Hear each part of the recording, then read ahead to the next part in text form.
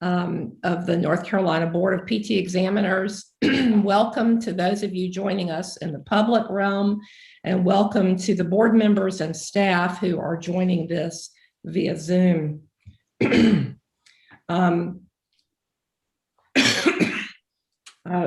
board members have their agenda in front of them, and the first order of business is that I am to read the conflict of interest statement, which I read at every meeting. And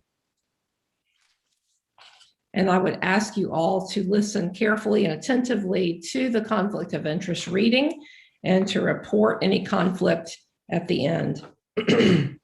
This is based on Executive Order 127. At the beginning of each meeting, the chair shall remind the members of their duty to avoid conflicts and appearances of conflict, and inquire as to whether there is any known conflict of interest or appearance of conflict with respect to any matters coming before this board. Individual members must make a diligent effort before taking any action, including participation in discussion, to determine whether a conflict or appearance of conflict exists. Individual members have an affirmative duty to inquire of their business associates, families, and close friends of any issues that may come before this board. If a member has a question regarding his or her particular situation, that member should ask direction from the chair, or in the event of the chair's unavailability, the vice chair. Does any member of our board have any conflict of interest that they need to publicly acknowledge? Hearing none, we can move forward. The notice of this meeting has been published and emailed to our government officers, public members. Are there any other announcements? Hearing none, we'll move forward. You all have a copy of our minutes from the March 10th meeting in front of you for reference. Were there any discussions about those? You also have a draft of the June 9th minutes of our last quarterly meeting on June 9th. Were there any additions or editorial changes to those minutes? Hearing none, I would entertain a motion to approve. I move we accept the minutes as noted. I move we accept the minutes as noted. Thank you. Pearl has accepted the minutes and Crystal seconded. All those in favor of accepting the minutes as written, let it be known by saying aye. Aye. Aye.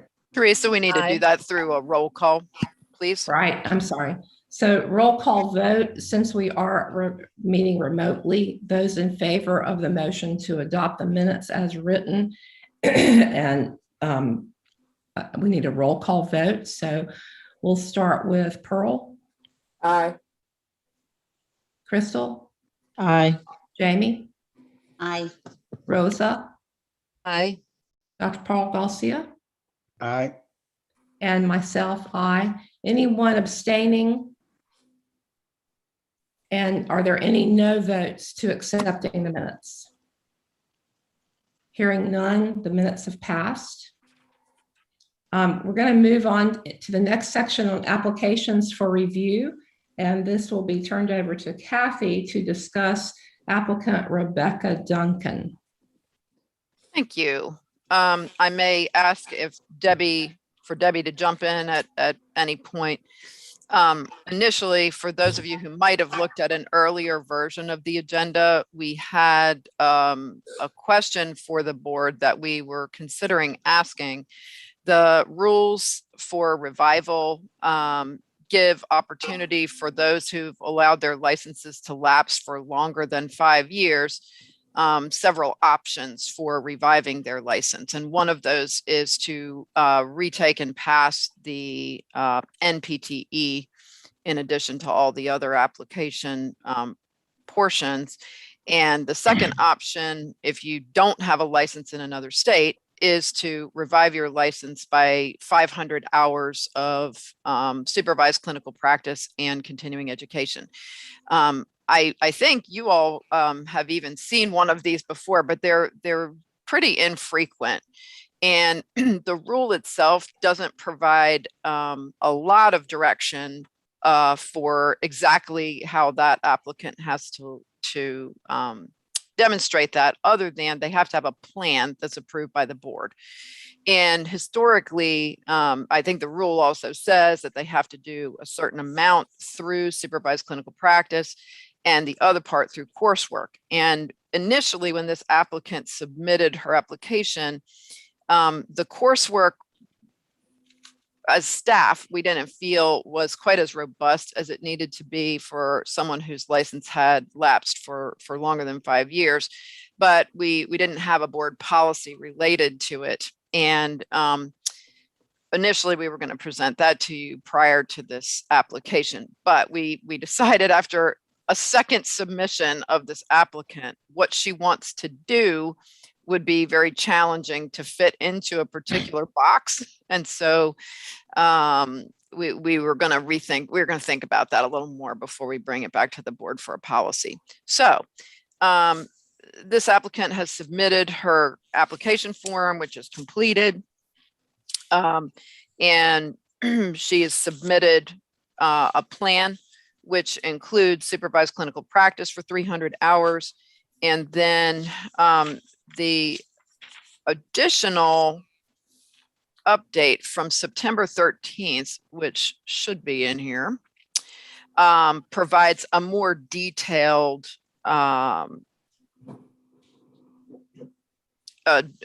detail on exactly what courses she's taking. She has stated that she's wants to practice physical therapy in women's health. And so because I'm not sure you can go to a university and selectively do specific physical therapy courses on women's health, the ones that she's selected online and through Herman Wallace are really ones that are more specific and appropriate for that type of specific clinical practice. So in terms of making a recommendation, this second submission that she submitted, I would recommend that the board approve for her to complete the plan. And once she provides documentation of completion of the plan, then we can consider reviving her license, or that she would be eligible to have her license revived. So if anybody has any questions or concerns, I'm glad to address those, or Debbie, if we need to. This is Debbie. The first time that she submitted, it was almost asking if the board would tell her what the coursework would entail. She had found some online courses and companies, but had left it up to the board open-ended. And also the board staff wanted to be sure that if she became more specific to what PT education she was going to get, because she is also, if I'm not mistaken, an OT assistant. And we wanted to be sure it was physical therapy emphasis on her coursework, which the second time she did obviously put in more thought and effort into what her professional and clinical goals are. So this would be in lieu of her taking the exam, correct? Yes, and this is the other option that she has available to her by rule. So if she was to take the exam, she wouldn't have to do the 500. Correct. Okay. It's always interesting to me. Some people do choose to take it, and others would rather do the 500 hours rather than take the exam again. Yeah. Depending on when you were educated, the exam is a lot different now. And, for me taking it now, I honestly don't know what I would pick.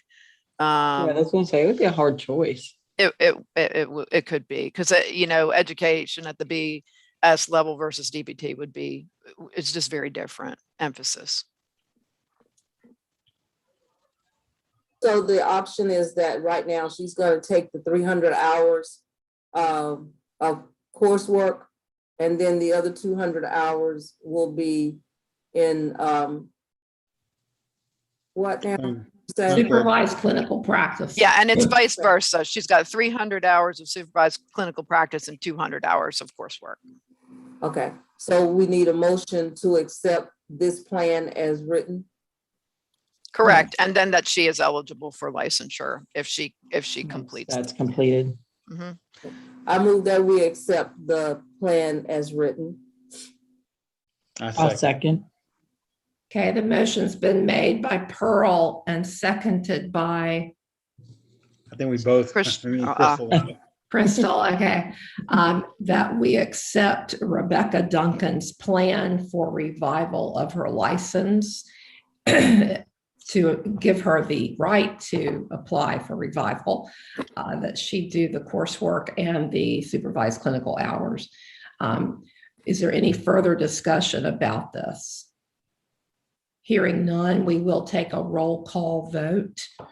All those in favor, let it be known by saying aye with your roll call vote. Pearl, Aye. Crystal, Aye. Jamie, Aye. Leslie Kessler. I don't think she's back yet. Okay, Rosa, Aye. Dr. Paul Garcia, aye. and Teresa Hale, aye. Are there any people abstaining from this vote? And are there any noes on this vote? Hearing none, then the vote carries unanimously to allow Rebecca Duncan to follow this plan toward revival of her license. At this point, I would entertain a motion to go into closed session for the purpose of discussing personnel policy updates. And the draft minutes from And the the draft closed minutes. session of last time. Thank you, Kathy. Yes. I move we go into closed session to discuss personnel and closed session minutes. Thank I you, second. Crystal. Jamie second. Crystal made the motion that we go into closed session. We need a roll call vote to do so. Pearl? Aye. Crystal? Aye. Jamie? Aye. Rosa? Aye. Dr. Paul Garcia? Aye. And Teresa Hale, aye. Anyone abstaining? Any no votes? Okay. Then we're going into closed session.